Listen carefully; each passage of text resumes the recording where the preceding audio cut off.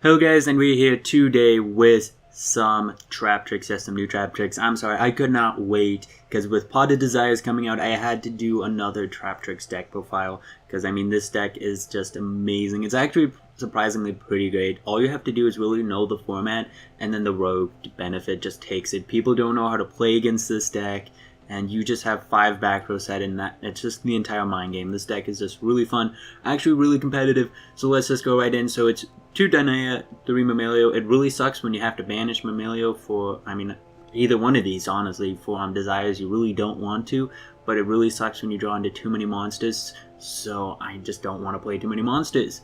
The Gradles, they're better to banish, but again, there's really nothing you want to banish besides for all other Pot of Desires.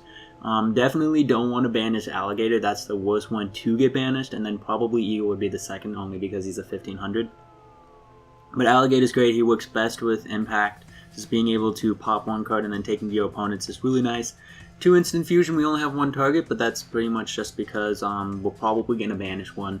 Normally you get off 2. Normally you end up banishing 1 Desires, and then you, a later game or something like that, you draw into another one.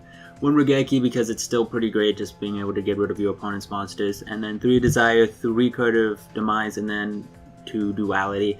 So Pot of Desires is banish 10 card of your deck face down, so pretty much nothing you can do with them. And then draw 2 cards. The drawing 2 cards is great because, again, you want to end your turn with having 5 back row set. The fact that you don't lose any of the cards is great, unlike Card of Demise where you have to ditch your hand during the end phase.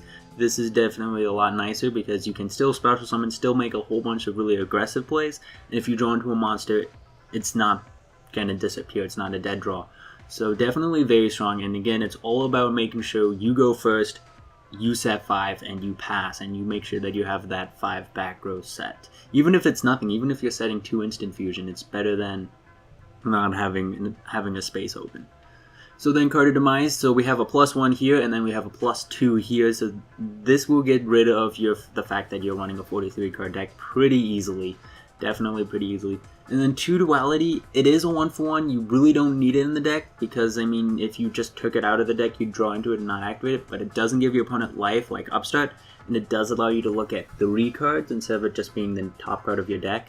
So I feel that makes the consistency a little bit better with this deck, the fact that you get to look at 3 instead of just drawing the top card. If you want to, you could just throw in another one. I mean, it's a great card to banish. I mean, any of these cards, you really, when you activate Desires, you want to banish these 8 cards. Well, it would be 7 is what it would be because you're activating 1.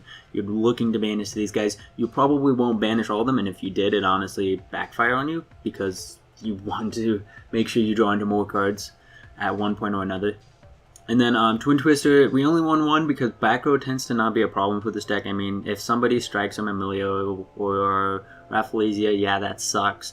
But I mean, Gradle Impact gets rid of back row pretty easily. And I mean, this is more here just for pendulums than anything else. Gradle Impact is great because it will pop a card, any card on the field, and then pop Alligator, and then Alligator will take one of your opponent's monsters. So it allows us to get rid of back row. So it's not like we don't have an out to back row. We definitely do, or even if we need to get rid of like a face down or stuff like that. And then for trap holes, we're running Bottomless, 2 Nightmare, and then 2 Floodgate. And then we have the other extra copies in the side. Pretty much very standard. I got rid of Time Space because Time Space did cost life, which was a little bit annoying. And this card does everything that Time Space could have. The only downside is it doesn't actually get rid of the monster, which sucks. But it's nonetheless still pretty strong. Just being able to flip it face down, it can't do anything, nothing. Pretty great.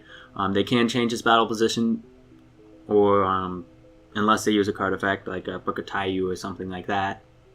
Unless you're playing Sub-Terrors, and I'll get up to matchups once I finish with every card. And so this is definitely a very great card just to have, because it will get rid of anything. With Time Space Trap Hole, it only hit monsters that were summoned from extra deck or from the hand. This hits normal summons, which were honestly a problem with the deck, is sometimes your opponent would normal summon a monster like Joker, and you wouldn't be able to get over it, and every time they special summon, you'd be like, no! But they summon Joker, and you're just like, I can't get over you because you have 1800 attack. And then extra trap cards is Torrential, just the one of traps pretty much. Starlight Road is there because Twin Twister's at 3, so yeah. I'm going to play Starlight Road. It's definitely very strong. Being able to summon out a Stardust can really poop on your opponent's days. If they activate that Twin Twister, they got rid of 2 cards from their hand. And if you have your 5 back row set, and this is one of them, you still have 4 more back row, and they only have 4 cards in their hand. They only have 4 cards in their hand at that point, and it makes them really afraid and more likely to just pass turn and keep your Mamilios or your Gradles alive. And then, yeah, all the limited traps. 1 goes in, 1 rivalry, just for extra trap cards, just in case we banish stuff. These guys are pretty much Vanity's Emptiness. Like, I mean, Vanity's Emptiness goes in and Rivalry. They're pretty much the same thing. They're control and stuff like that. Although I really like goes in and Rivalry, because this deck isn't really control so much as it is stun. Like, I mean, if your opponent makes a play, you're supposed to to stop it. But this is all, I like Rivalry and goes in because it gets rid of monsters that are on the field, so it does stun your opponent. I mean, imagine if Vanity's Emptiness got rid of all special summon monsters on the field. That would be stupid. That would be absolutely crazy. Get rid of all special summon monsters on the field and then neither play against special summon. That'd be crazy. But this is what these 2 cards do. It gets rid of all cards that aren't the type that the player chooses. And for our deck, we have Plant, Insect, and then Aqua, and whatever the Gradles take. So it can interfield. That's why we're only running 1 of each. But nonetheless, you don't have too many monsters on your side field, so it shouldn't be a problem. And of course, the mandatory 3 Solemn Strike, because it's just amazing, and the 1 Warning. For the extra deck is pretty standard, just a Norden, Stardust Dragon for a Starlight Road. Running 2 Utopia, yet only 1 Utopia. It's pretty much one of the best monsters you can really make. And with this deck, unless you're trying to go for Rafflesia or a Giant Hand for more stun, if you want to play aggressive, Utopia Lightning's the best. Running 2 because you can always make Daggers to Emerald if you get lucky enough and send back the Utopia. And then Dark Rebellion, 1 for 1, just more aggressive stuff. Heartland Draco is in here because he can attack over the face down monsters that you put face down with Floodgate. So that's definitely very nice just to have this 1 monster that can just attack over your opponent.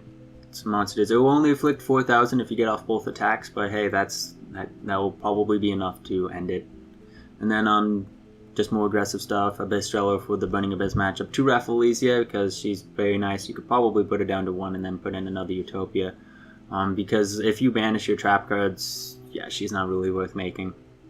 And then we want 1 Alucard because we can make rank 3s, and he does help get around the face down monsters because he can pop face down monsters. We just have to hope that they don't have an effective float or something like that.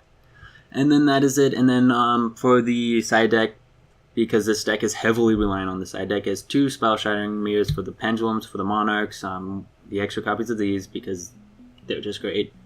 3 Mask of Restrict for the Monarch matchup, extra 1 of Gozens, extra Rivalries, 2 Light Imprisonment Mirror and 2 Shadow Imprisonment Mirror. I feel that's pretty much covers the format.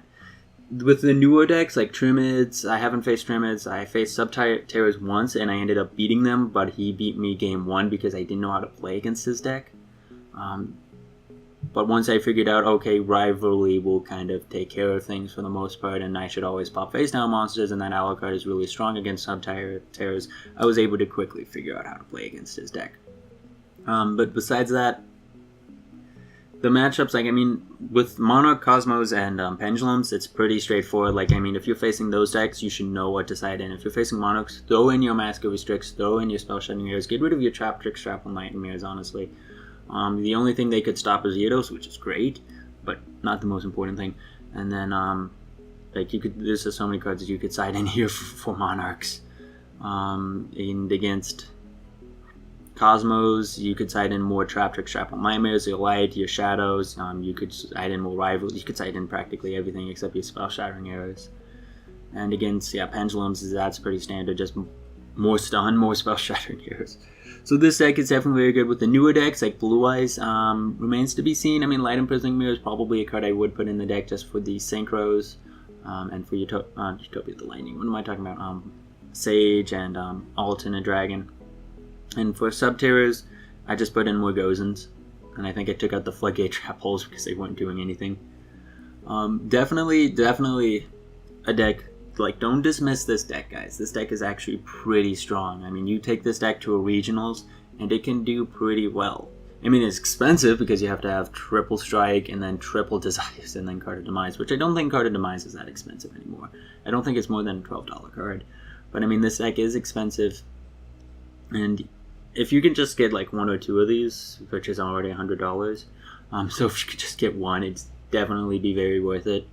But besides that, it's a strong deck. Like, I just can't reiterate that enough, because if you know how to play this deck, if you know how to play against different decks, and you just know the right timings to when to use different trap cards, it can clog. If you go into too many monsters, it's practically a game loss.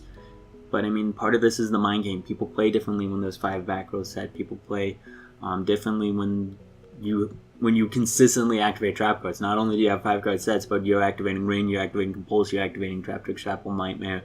It really messes with people. And eventually, like, they just run out of cards in their hand, and if you still have your Mammalia, you can just keep on poking after each turn. And if you don't, and you draw into Dionea, if you get lucky enough, just pop back row and make a rank 4, rank 7. What am I talking about, guys? I am all over it today.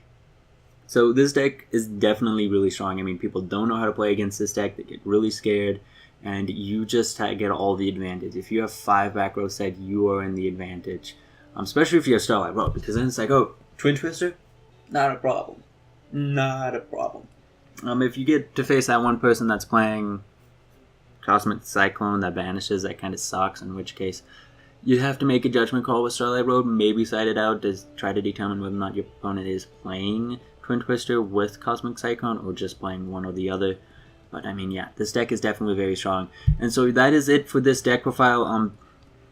It's a great deck. I mean, I enjoy playing this deck. I just enjoy playing decks that make people cringe. Like Traptrix is another deck, and this deck is one of those decks where they're just like looking at it and they're making plays and you keep on stopping them, you keep on getting rid of their monsters, and they're just like, oh my god, what am I gonna do? And then after like 3 turns of being poked with Mammalia, that was just like, he has 5 back row sets still and Gradles face down.